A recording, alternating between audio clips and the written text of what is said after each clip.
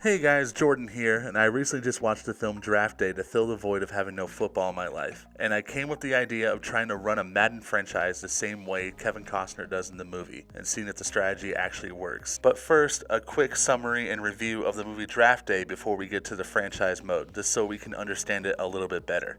Draft Day is a sports drama released in 2014 directed by Ivan Reitman. The film is centered around the high-stakes world of the NFL Draft and follows the journey of Sonny Weaver Jr., played by Kevin Costner, who was the general manager of the Cleveland Browns. The film offers a unique look into the world of professional football and the behind-the-scenes drama that unfolds on Draft Day. An impressive cast led by Kevin Costner. Jennifer Garner also delivers a strong performance as Allie Parker, a capologist, which I'm not sure is real or not, plays Sonny's love interest, adding depth and nuance to her character. The supporting cast also includes Chadwick Boseman and Sean Combs, both equally talented, and brings their own unique flair to the film. The film does a fantastic job of accurately portraying the NFL draft, from the various stages of process to the intense negotiations that take place between teams. The film's fast-paced and tightly plotted screenplay, combined with its well-developed characters, make for a thrilling and engaging experience. Whether you're a fan of professional football or not, you'll find yourself caught up in the drama of Draft Day and invested in the outcome of Sonny's journey and what he can do to make the Cleveland Browns a winning team. Now, with the film review out of the way, let's head over to franchise mode and see how this strategy plays out.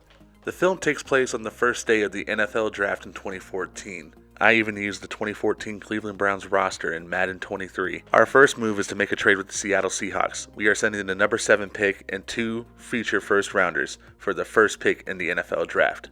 But like I said, we're going to use the same strategy Sonny did in the film. So with the number 1 pick in the NFL Draft, the Cleveland Browns select Vontae Mack, linebacker, Ohio State.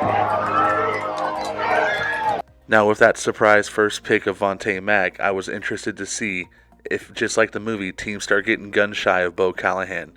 And as we can see, it gets pretty close to just like the movie, until the Giants swoop in right before the Seahawks and take Bo. We also make a trade with the Jaguars so we can get our halfback of the future. Unfortunately, since the Giants took Bo Callahan, we aren't going to be able to get our first round picks back like in the movie.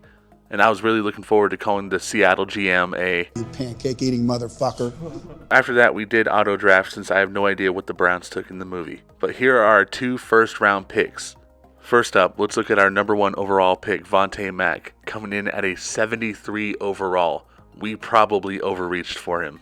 And here's a look at our other first round pick, Ray Jennings, looking a little bit better than Vontae at a 78 overall and a hidden dev trait.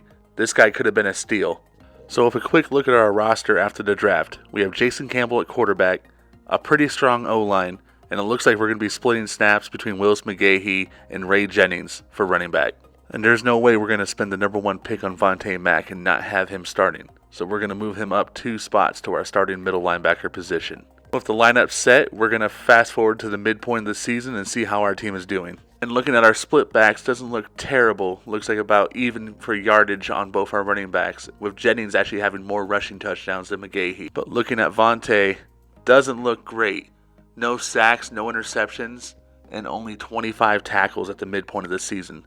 Not great for a starting linebacker. Hopefully we can get it figured out by playoffs, so we're going to advance all the way to the end of the season and see how the Browns did. So we didn't make it to the playoffs, which I can't say is a shocker. Let's take one final look at the Browns for the season and see what went wrong. With all things considered, not a bad year for Jason Campbell. Looking at our backfield, they didn't do too bad either. I would have preferred a 1,000-yard rusher from one of them, but I'll take it between the 2 of them. The drafting of Ray Jennings seems to be our only bright spot from this draft class, and we didn't have to reach for him. Vontae, on the other hand, might be a certified bust. Not a single sack or interception, and doesn't even lead the team in tackles.